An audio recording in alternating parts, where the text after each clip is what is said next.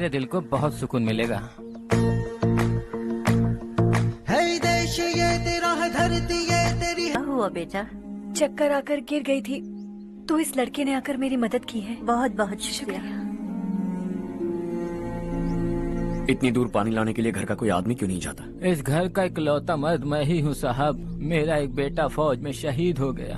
सरकार की तरफ से जो पैसे मिले उससे ये जमीन खरीदी हमने। अब इसी से हमारी गुजर बसर होती है। इन हालातों में जीना बहुत मुश्किल है साहब।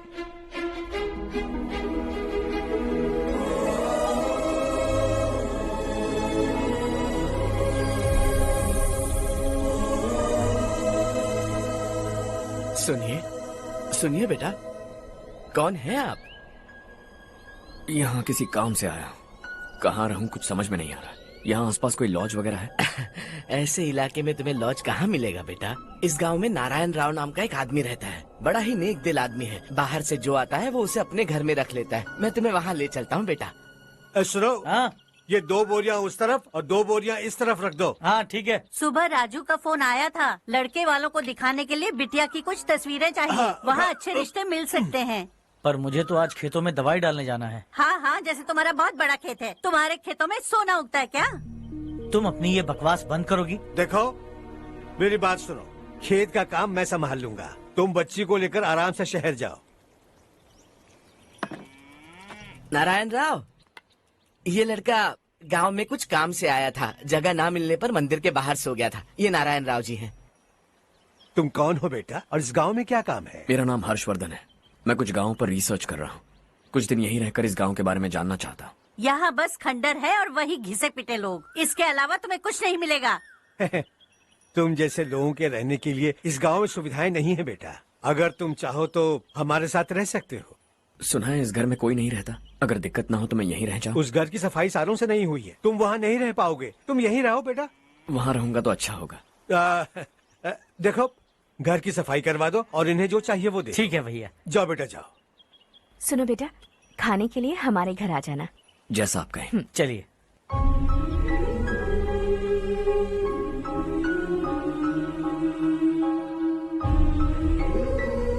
ये भैया के करीबी दोस्त का घर है। वो 25 साल पहले शहर जाकर वहीं बस गया। तब से ये घर खाली पड़ा है। आप उस कमरे में रह सकते हैं। अगर कुछ भी चाहिए हो तो मुझे बता देना। जी जरूर। हाँ, हमारा एक दूर का रिश्तेदार है। वो नालायक है और यहीं रहता है। अगर आपको थोड़ा भी तंग किया तो आकर मुझे बता देना। चलिए चलता हूँ। ओह अच्छा, तो तुम मेरे साथ इस घर को शेयर करने वाले हो। आई एम राजा रत्नम। उन्होंने तो कुछ और ही कहा था। मैं अच्छी तरह से जानता हूँ कि उन्होंने मेरे बारे में क्या कहा होगा। जानते हो मैं क्या काम करता हूँ? आप ही बताइए, क्या काम करते हैं आप? जीने के लिए काम करना जरूरी है क्या? मैंने तो ऐसे ही पूछा। हाँ, फैमिली नहीं है? फैमिली नहीं तो क्या बेकार हूँ मैं? नालायक बोलकर इज्जत का कचरा कर दिया। पहले जाकर उससे निपटता हूँ।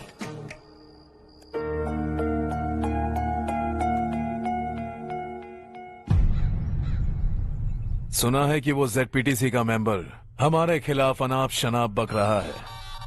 मुहूर्त देखकर अपने पेड़ों के बीच घसीट कर लाना उसे।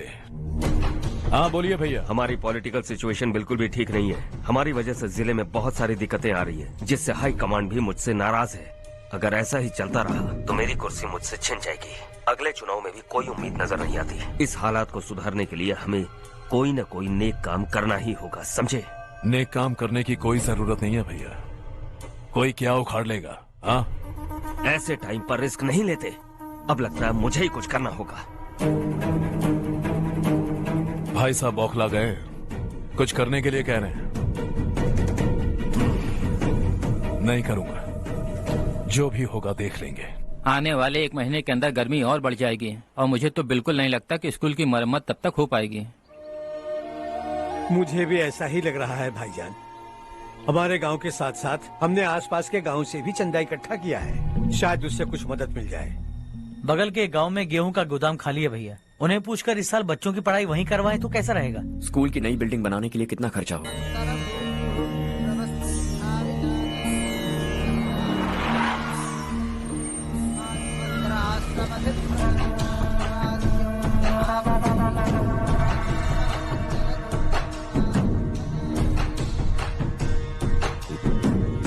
शाबाश नारायण।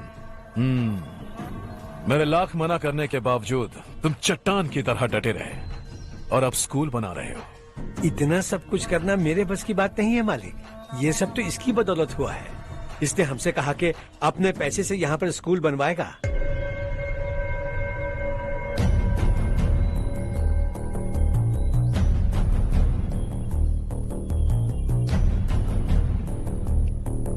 कौन हो तुम? हर्षवर्धन। और आप? इतना बड़ा स्कूल बनवाने जा रहे हो, लगता है बहुत पैसे हैं तुम्हारे पास। बहुत ज्यादा।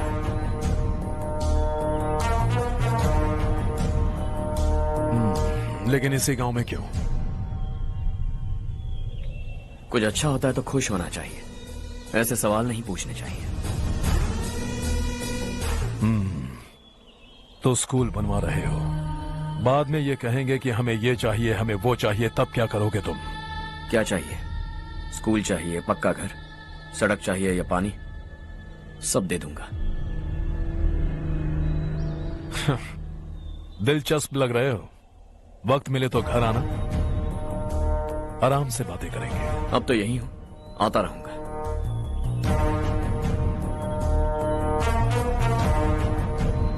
कौन है ये लड़का और ये सब क्यों कर रहा है? मुझे पूरी खबर चाहिए।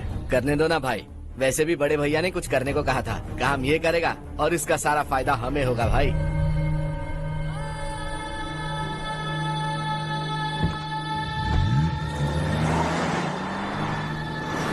बेटा इतना कुछ कर रहे हो तो थोड़ा सड़कों के बारे में भी तो सोचो, वो बहुत खराब हो चुकी हैं। अब तो हम उस पर चल भी नहीं पा रहे हैं। चुप रहो भाईजान, इतना भी लालच किस काम का? इसकी बात का बुरा मत मानना बेटा, ये मायूस है। एक उम्मीद की किरण क्या देखी, ये बेचारा खुद पर काबू नहीं रख पाया। तो इसमें गलत क्या है? सड़क बनवा देंगे। ये क्या कर रहे हो? अगर ऐसा करते जाओगे तो यहाँ एक नहीं हजारों समस्याएं हैं। मैं सब ठीक कर दूंगा। मेरी एक करीबी दोस्त ने एक बात कही थी, अगर हमारे पास जरूरत से ज्यादा है तो किसी को गोद ले लेना चाहिए। लेकिन मेरे पास तो इतना ज्यादा है कि सिर्फ एक दो को नहीं, पूरे गांव को गोद ले सकता हूं।